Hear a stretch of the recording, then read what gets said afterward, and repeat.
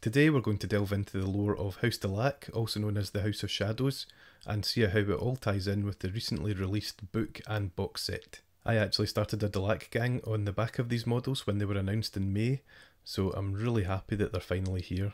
There isn't much cooler than ninja ghouls, psychic ghosts and metal squids.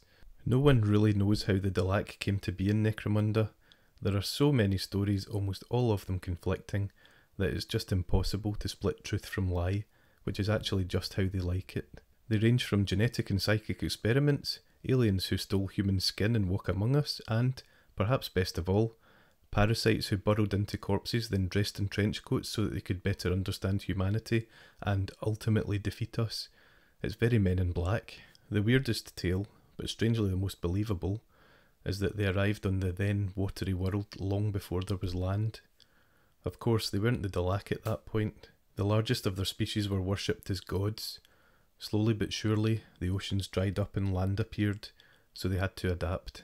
The story goes that great underground seas were created and the remaining gods dwell there to this day. The rest of the species died.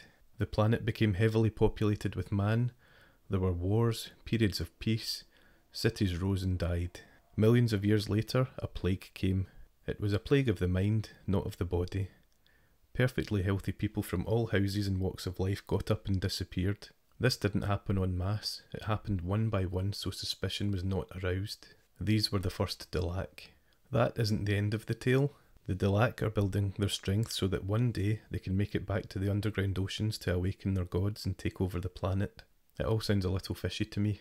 What we do know is that the House of Shadow is a title bestowed by Lord Helmore, ruler of Necromunda, upon the house that he has chosen to spy for him. It doesn't necessarily have to be the Delaque. In return they gain the favour of the Imperial House and also their protection.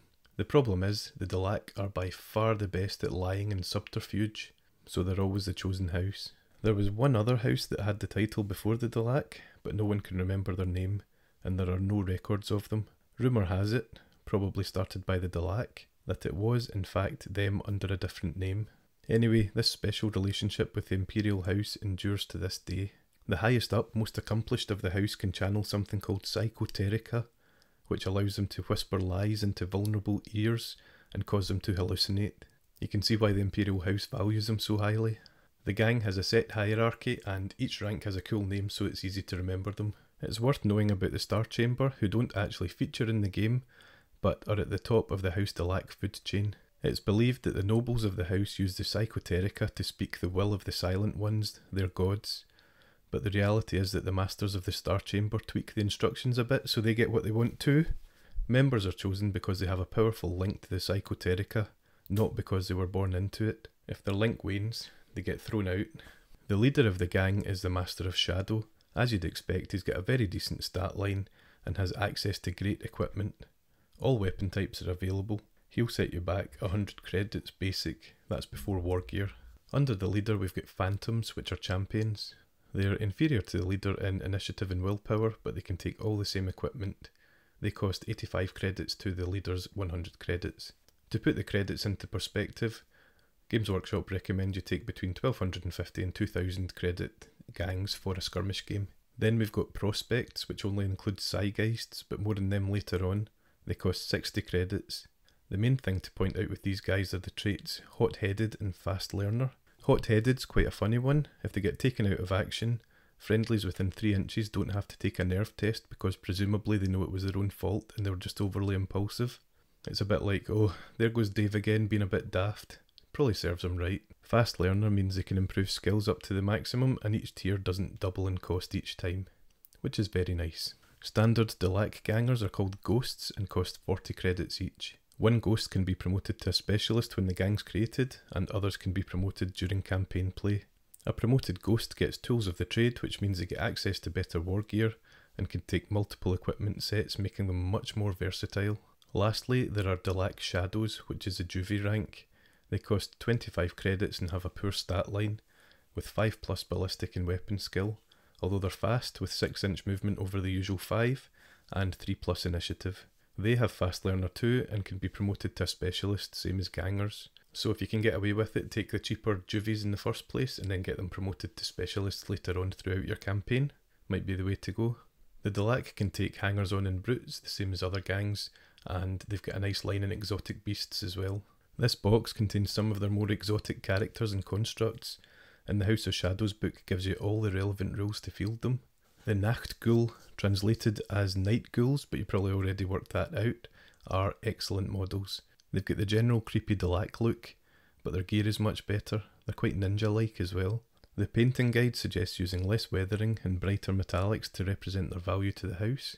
They are the assassins and saboteurs of the Delaque, which is reflected in their armament. I've built one with a shiver sword and one with serpent fangs, and, as standard, not much is known about them beyond whispers and rumours. There are so many untruths that, even if someone did stumble upon the truth, it would be indistinguishable from all the misdirection that the Delaque put out. The reason the Nacht-Ghul are so mysterious is all the Escher potions they consume.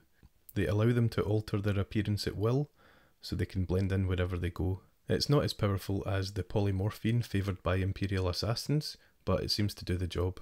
Sometimes they've been with a gang for years and no one other than the Master of Shadow knew, because they'd been disguised as an ordinary ganger the whole time. Just about all unexplained murders are blamed in the Nacht-Ghul, whether it was them or not, which just adds another layer to the Delaque legend. In play, Nacht-Ghul are champions in the gang hierarchy. Compared to a standard champion, which remember they call phantoms, they cost 25 credits more to recruit, but for that you get an extra inch of movement, 2+ ballistic skill rather than 3+, an extra point of toughness, and 2+ initiative instead of 4+. So these guys are quick. Psy-Gheists are psychic ghosts and are of the prospect rank, as mentioned earlier. Their mere words can turn the enemy into gibbering wrecks because they are, of course, the psychers of the house.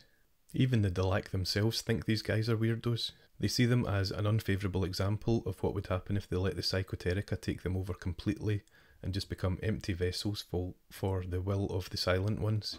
As in all things, some are for this evolution, some are dead against. The thing I really love about these guys is that there's two in the box. They're both Psy-Gheists, but they couldn't look any more different because of their armament. I've built one with the Psychomancer's harness and paired Psychomantic claws. The harness allows the wearer to control the Doc Ock style arms with their mind. The other one I've given a Psychoteric worm, an exotic beast of House Delaque. There are a few extra worms included in the House of Shadow kit, but this Psy-Geist is holding one. He's also got a serpent's fang.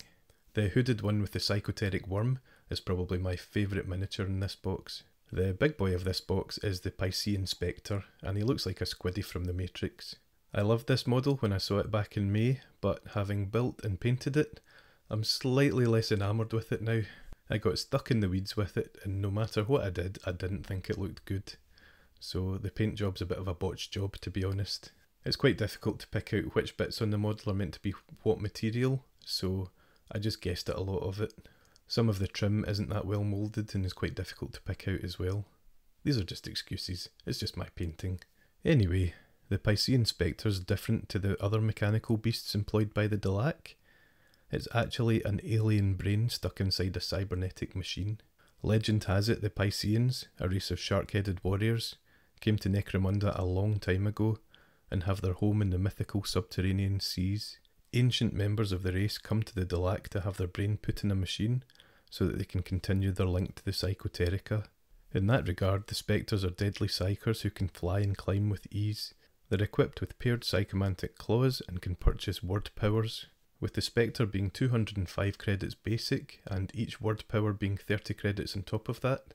The cost can soon mount up, but they are deadly. All in, I think £26 for this box is well worth it. If I pair them with my Delaque from the Hive War box set, I've got a ready-made gang and I can build out lots of different options for them. In true half-done fashion, I also bought a Rogue Doc and several bounty hunters from Forge World, just to accompany these guys and so I can change it up a bit if I need to. I've got a conversion in the works for a Spiker, a floaty big-brained psyker kept in a cage, and it's some of the best fun I have had in the hobby. I'm loving building up my Delaque gang in its own colour scheme. I've named them the Whispering Spectres, and I'm just going to keep adding to it and keep adding to it until I finish it off, and then I'll move on to another gang. The Delaque somehow manage a balance of being weird and creepy on one hand, and mysterious and cool on the other hand, and I really like that. There are very few things in this hobby as much fun as customising your own Necromunda gang, Blood Bowl team, or kill team. If you personalise it and put a lot of effort into it, it'll be so rewarding in the end. Also, I reckon the Necromunda range might be the best range in the whole of the Warhammer universe. Go and have a look in Forge World. You won't find a bad miniature among them. Well, maybe one or two, but the quality level is so high. I've got a ton of ideas for many more box game videos on top of everything else, and I really hope you'll enjoy them. If you enjoyed this video and want to see more like it, hit the like button, subscribe if you want to, and as always, thanks for watching. I will see you in the next one. Cheers.